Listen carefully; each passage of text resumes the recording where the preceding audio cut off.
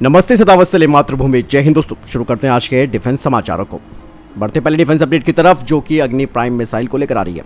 DRDO ने कल रात अग्नि prime new generation ballistic missile का फ्लाइट टेस्ट किया है और इस मिसाइल ने अपने सभी ऑब्जेक्टिव्स को हासिल किया है। दरअसल अग्नि प्राइम का ये तीसरा सफल टेस्ट था और साथ ही ये टेस्ट इस अग्नि प्राइम मिसाइल का नाइट टेस्ट था, जिसे कि स्ट्रेटेजिक फोर्सेस कमांड के द्वारा किया गया और इस टेस्ट के दौरान इस मिसाइल की एक्यूरेसी और रिलायबिलिटी को भी परखा गया। अग्नि प्राइम 2000 किलोमीटर रेंज वाली न्यूक्लियर कैपेबल बैलिस्टिक मिसाइल है और अब इसका इंडक्शन का रास्ता साफ हो गया है।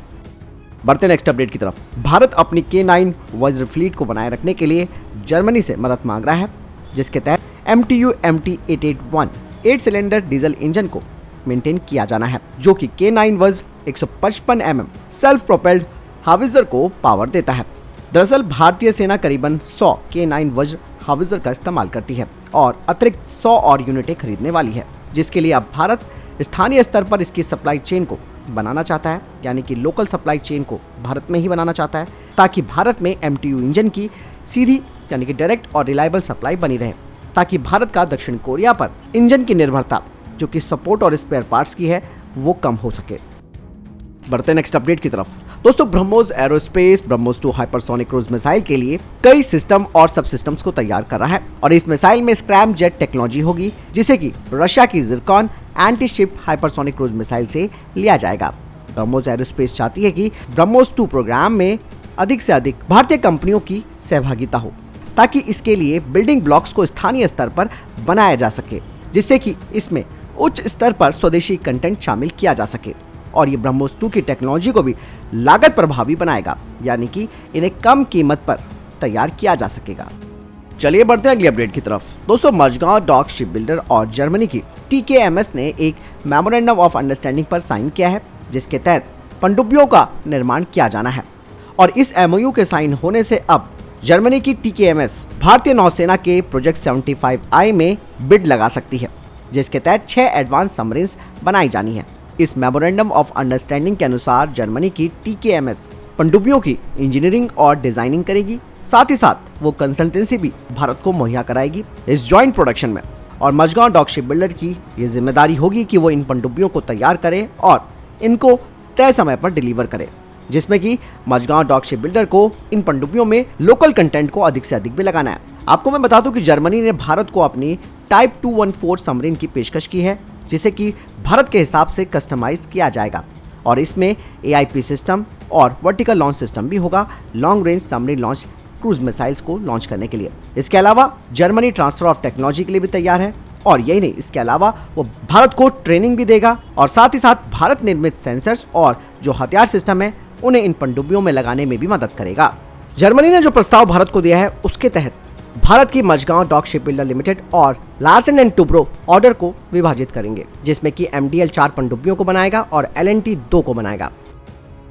चलिए बढ़ते हैं अगले अपडेट की तरफ, जो कि वास्तविक नियंत्रण रेखा यानी कि LAC से आ रही है और भारत अब दोस्तों चीन का मुकाबला करने के लिए पैंगोंग झील से सटे इलाके पर अपनी स्ट्रैटेजिक रोड्स का यानी कि सामरिक सड़कों का निर्माण शुरू कर चुका है और ये कदम इसलिए उठाया गया है कि अक्सर चाइना की घुसपैठ इस इलाके में ज्यादा होती है और भारत की रणनीतिक सड़क परियोजना का उद्देश्य साफ है कि LAC के पास देश के सैन्य बुनियादी ढांचों को मजबूत किया जाए और अपनी तैयारियों को बढ़ाया जा सके। सड़कों का एक मजबूत नेटवर्क यहाँ पर स्थापित करके भारत अपनी कनेक्टिविटी और गतिशीलता में सुधार करना चाहता है, ताकि भारत की जो डिफेंस क्षमता है वो यहाँ पर बढ़ सके। पैंगोंग झील लद्दाख क्षेत्र में स्थित है और भारत और चीन के बीच एक विवादास्पद क्षेत्र रहा है, जिसमें कि हाल ही के वर्षों में कई गतिरोध और झड़पें हुई हैं और भारत का ये फैसला चीन को साफ तौर पर संदेश देता है कि भारत अपने हितों की रक्षा करने और क्षेत्र में शांति और स्थिरता बनाए रखने के लिए प्रतिबद्ध है।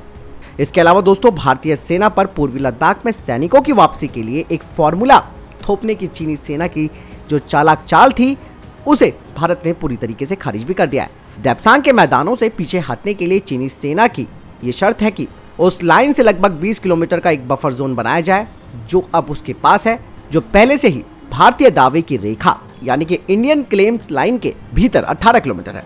इसके अलावा विदेश मंत्री एस जयशंकर जी ने कहा है कि दोनों पक्षों को अपने सैनिकों को पीछे हटाने के रास्ते तलाशने होंगे और वर्तमान गतिरोध चीन के हित में भी नहीं है।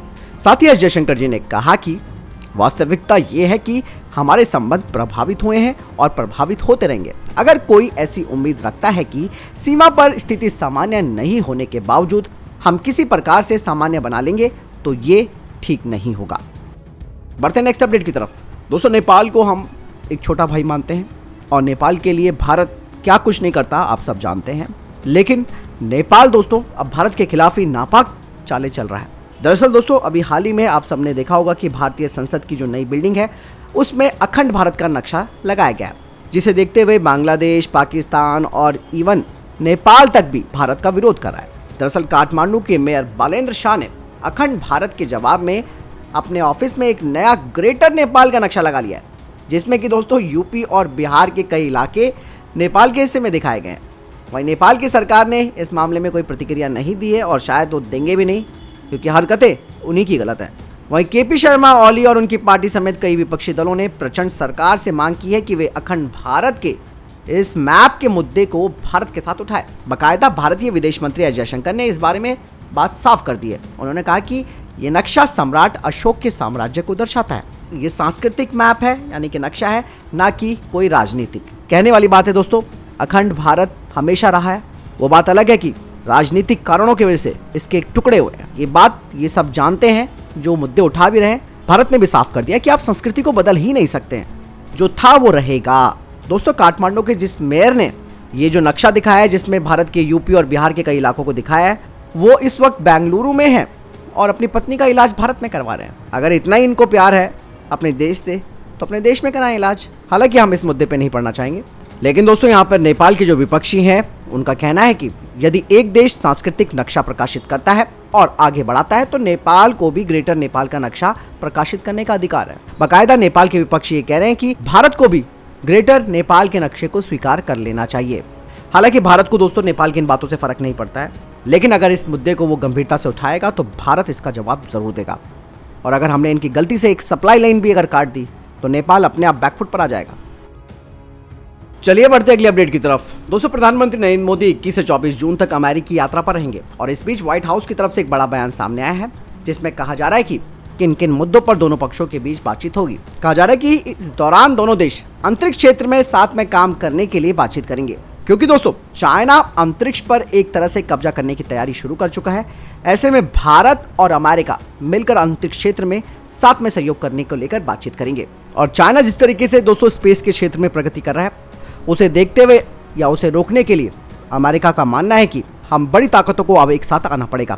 स्पेस मिशन के मामले में भारत ने काफी तरक्की कर ली है। भारतीय वैज्ञानिक पूरी दुनिया में चर्चित है। ऐसे में चीन को रोकने के लिए अमेरिका को भारत की सख्त जरूरत है।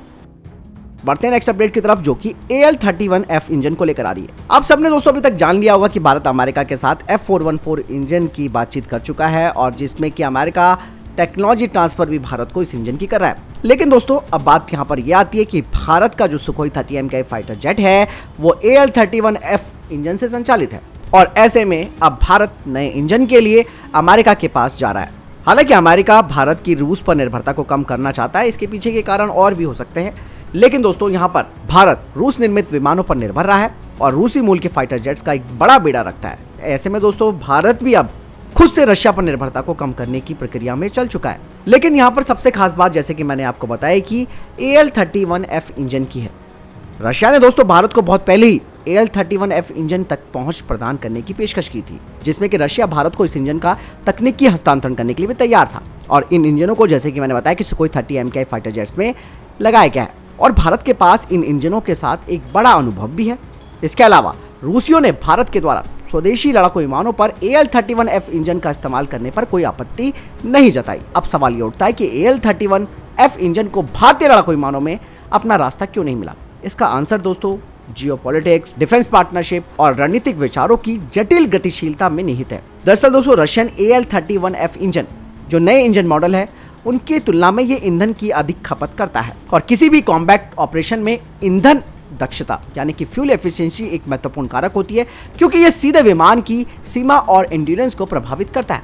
ऐसे में अगर ईंधन खपत ज्यादा होती है किसी लड़ाकू विमान की तो उसकी ऑपरेशनल क्षमताएं सीमित हो सकती है। दरअसल दोस्तों AL-31F इंजन अपनी विश्वसनीयता को भी सिद्ध कर चुके हैं, लेकिन इनके लिए नियमित रखरखाव की जरूरत पड़ती है, जो कि एक जटिल प्रक्रिया भी है। यानी कि इनके रखरखाव की लागत अब ज़्यादा हो गई है, साथ ही साथ प्रतिबंधों की वजह से तो और ज़्यादा। दरअसल AL-31F इंजन एक पुराने डिज़ाइन वाला इंजन है। इसके बाद तो इंजन टेक्नोलॉजी में काफ़ी प्रगति हुई है। नए इंजन बेहतर प्रदर्शन कर सकते हैं, उनकी ईंधन दक्षता अच्छी है और गुप्त क्षमताओं या इंटीग्रेटेड सेंसर सिस्टम जैसी उन्नत सुविधाएं इनमें लगी हैं।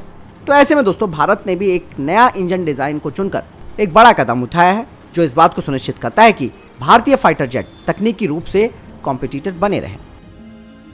बढ़ते अगले अपडेट की तरफ दोस्तों, पाकिस्तान अब तुर्की से 5वीं पीढ़ी के लड़ाकू विमान को खरीदने की बात कर रहा है, जो कि उनके F-16 फाइटर जेट की जगह लेंगे। कहा जा रहा है कि पाकिस्तान 2030 के आसपास तुर्की एरोस्पेस इंडस्ट्री से 5वीं पीढ़ी का लड़ाकू विमान TAI कान को खरीदने की बातचीत कर रहा है। जबकि दोस्तों पाकिस्तान की एरोनॉटिकल कॉम्प्लेक्स प्रोजेक्ट आज़म के तहत 5वीं पीढ़ी के लड़ाकू विमान को तैयार कर रही थी, लेकिन ये पूरा का पूरा प्रोग्राम फेल हो गया।